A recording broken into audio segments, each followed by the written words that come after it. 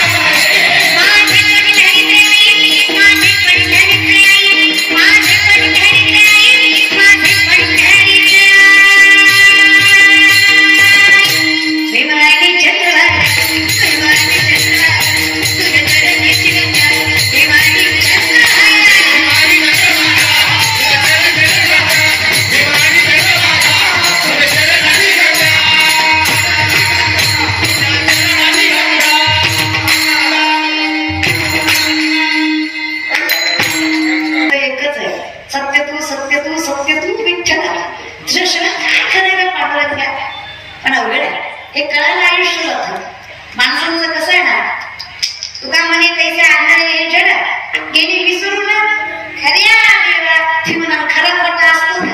माऊली म्हणतात देव नाही भेटला तर काही त्रास होत नाही, भलता देव भेटला की लय त्रास होतो. लय त्रास देते.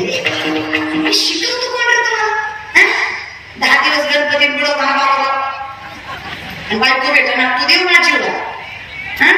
नाकाच्या शेंड्यापासून टाकल्यापर्यंत बापाच्या कमरेत राहतात आणि देव भेटणार तू बाप ठरला का ग बाय? नवरात्राच्या पासून दुसऱ्या दिवशी खूप पडतात देवी कुक्ती म्हणून पोत्यात घालून आणलं पाहिजे सांगायला नाही करायला. कोण म्हणतं रे देव कोपतो वगैरे? देव कधीच कोपत नाही, कोपतो तो देव नाही. जगत जननी आहे ती आई भवानी आहे. कोपत कशी? पाया पडते तुमच्या वेड्यासारखं वागू नका. नेणे प्रभू कारण नाही एकांतीच्या ज्ञानाच्या तोपर्यंत साधर म्हणून रे. पण लोक आहेत त्यांचा आंगण्यावर विश्वास आहे पण भुकेवर नाही. कळलं त्यालाच कळलं. विनोद कळला पाहिजे. विनोद न कळणं हा सगळ्यात मोठा विनोद आहे. हे कळलं त्यालाच कळलं. कीर्तन झाल्यावर एक हसत होता म्हणले झालं आता हसतो किंवा ताई सुरुवातीचा विनोद आता कळला. एवढ्या वेळ काय करतो मूर्खा? लोक म्हणजे तुला म्हणे ऐशी बुद्धीची जड त्यामुळे दगडमध्ये देवा आवड असणाऱ्या लोकांचं विचित्र आहेत लोक. म्हणून माझी विनंती आहे, मला कळत नाही हे ज्याला कळलं त्याच्यासारखा शहाणा दुसरा नाही. मला कळतं हे ज्याला कळलं त्याच्यासारखा मूर्ख दुसरा. आपल्याला कळत नाही हे ज्याला कळलं त्याच्यासारखा शहाणा दुसरा नाही. आणि खरंच आपल्याला कळत मला चांगलं सांगा, आपलं चांगलं आपल्याला चांगलं कळलं का आपलं चांगलं देवाला चांगलं कळलं? तुम्ही मुद्दाम करताय का देवाशी? मुद्दाम करताय का? तुम्हाला माझी जिरवायची का? काही काही माणसं मुद्दाम बोलत नाही. ती कीर्तन धरून मित्राला म्हणणार एवढी पोरगी बोलत होती गोल गोल बघत होते आपल्याकडे पट्ट्या बोललाच नाही. कसं कदा आहे? अहो माऊली 7 कोटी गरज सोन्याची रावणाची. किती? 7 कोटी. बघा धोंड्याचा महिना. एका घराची एक चौकट 22.5 क्विंटल सोन्याची आहे. तुळशीरामाचं वर्णन आहे. एका घराची एक चौकट नेवासेकर 22.5 क्विंटल सोन्याची. आगाला घातला तुमच्या सासरीला गेल्या वर्षी तुम्हाला, तरी तुम्ही तुमची बायको महिनाभर स्टेटस ठेवत होते लाडाला सवारी घ्यायला सासऱ्याला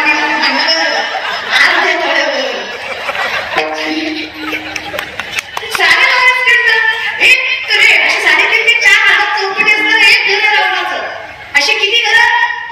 7 कोटी. 16 पैसे ऐका सत्ता 80,000 बायका 1 लाख मुलं 1.25 लाख नातू नवग्राच्या पायऱ्या कुंभे रात्रीला गाढव बळी गजानन सगळी तरी बाळांपण ही सत्ता रावणाची. तरी रामाच्या चरणावर मस्तक ठेवल्याशिवाय मोक्ष आणि समाधान नाही हे सत्य वारकरी सांगतात. टाळ्या वाजवताय पण उपकार केल्यासारखे वाजवत. तुमची टाळी कशी नाही?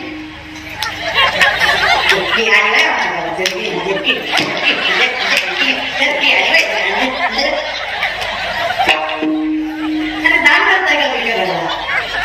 तुमचं म्हणजे कसं माहितीये का? 30,000 लोकांची पंगत का पट्ट्याने घातली म्हणलं काय दान सुरू व्यक्ती म्हणतो काय मन मोठं काय विचार होतं? 30,000 लोक खाऊ घातली. शेजारला म्हणला ताई लग्नावर होतं काय चांगल्या म्हणलं खाऊ नाही घातली म्हणलं मग कशामुळे खाऊ घातली? ती मला इलेक्शन जवळ आलं म्हणून तिथे असं नाही रे. तो खाऊ घालतो हे बघा त्याची तुम्ही मान तरी ठेवा. कारण देवाचं नाव तुम्ही कसंही घ्या बरं पाप देत नाही. कसंही घ्या नाही तयारीला भुकेला भेटतं यायला पैसा बोलत. देवाचं नाव कुठंही घ्या कसंही घ्या कुठल्याही पद्धतीनं घ्या. मला सांगा मग रागाने खाल्ला मग गोड लागत नाही का? लागत नाही. काय केलं म्हणजे बोल चालू कर? तुम्हाला असं वाटतंय मी फसवतोय. तुमचं कसं झालंय? एक माणूस एसटीत चढला खाली उतरला मोठ्या मोठ्यानं हसायला लागला. शेजारच्यानं सहज विचारलं एवढा का हसला? ती म्हणला पट्ट्यानं कंडक्टरला फसवला. कसं काय फसवलं? मला तिकीट काढलं गेलंच नाही.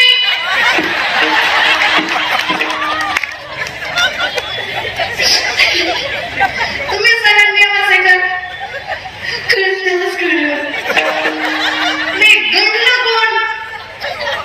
कंडक्टरच्या कामाचं काय गेलं? तेच ना. इथे कोणाचे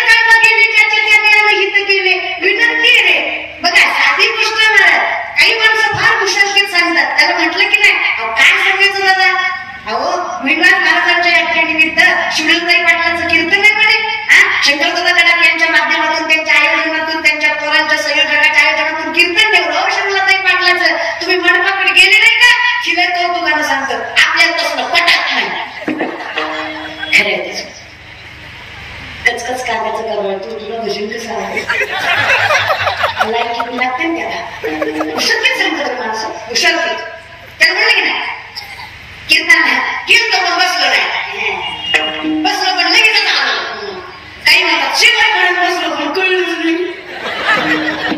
तुमचं मिळच लागत नाही रे तुमचे पाय कीर्तनाकडे वळत नाही तुम्हाला कीर्तनात बसवत नाही तुमचं मन कीर्तनात लागत नाही किंवा काहीतरी बाहेरचं का तुम्हाला कीर्तन ऐकू देत नाही मायबाप खरंच यात तुमची चूक नाही माझ्या माऊली स्पष्ट सांगतात तुम्ही केलेलं पाप तुम्हाला या पवित्र स्थानावर बसू देत नाही हे सगळ्यात मोठं मी बोलत नाही बरं नामाची मोठा तो नर पापी आहे आणि मी घावया पावे कोणी तुका म्हणे नाड पाप ठाके हिताच्या आड होय तिथं पाप आहे मायबाप कळत नाही येड्या पाप आहे संत समजत नाही येड्या पाप आहे धर्म कळत नाही येड्या पाप आहे पाप आहे शेवटी भोगावच लागतं पुण्याची परवानी देतच पुण्याची परवानी देतच पापाची परवानी देतच तर मी वियोग दर्शन तर मी आहे की नाही सोपं आहे का म्हणून विनंती आहे जसं जमल तसं भजन काळ वेळ नाम उच्चारिता दोन्ही पक्ष काही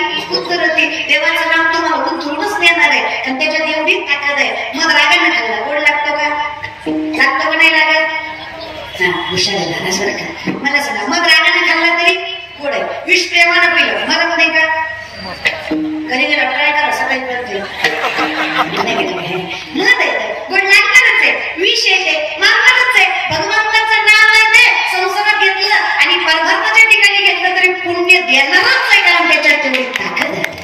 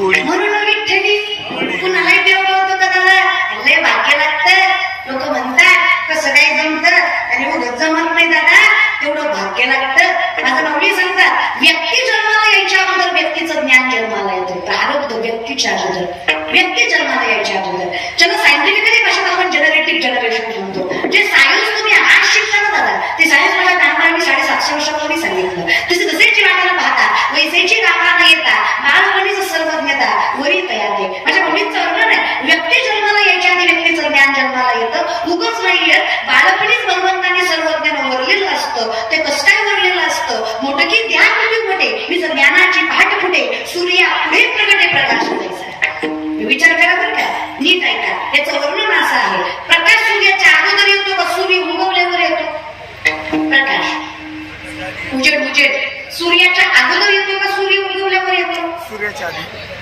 अगोदर त्याला पाठ उठावं लागते अगोदर फुटतं आणि मग सूर्य उगवतो आमच्या सुना 8 वाजले तरी असे असते त्याच्यामुळे आमचं जरा अवघडच आहे की नाही